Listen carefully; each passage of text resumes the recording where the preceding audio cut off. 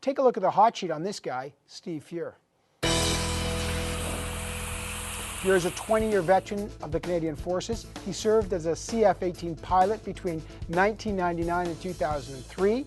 Fuhr managed Canada's fleet of 79 CF-18s for 5 years, advising on deployment, support, and training for the CF-18s, and tasking them with jobs. Plus, Fuhr was a Canadian fighter evaluation officer for NORAD and NATO that included managing Canada's fighter resources for those organizations. So, why does the guy with such extensive knowledge and experience with Canada's fighter jets say the F-35 replacements are not the right planes for the job? What planes should the government be considering to replace the CF-18s?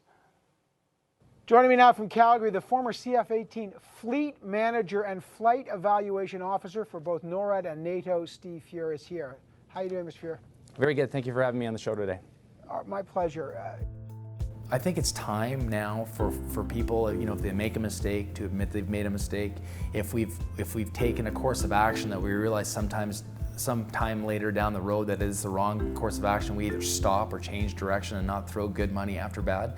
We've done that for too long with pretty bad consequences. So with regard to my decision to speak out on the F-35, I did think about it. I mean, I knew there'd be people out there in this country that would disagree.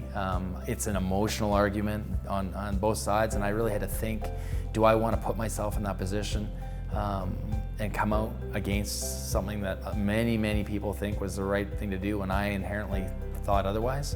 And ultimately, I came to the conclusion that I had to do it, and it was the right thing to do, and I would head down that road with my head held high and do what I thought was the right thing.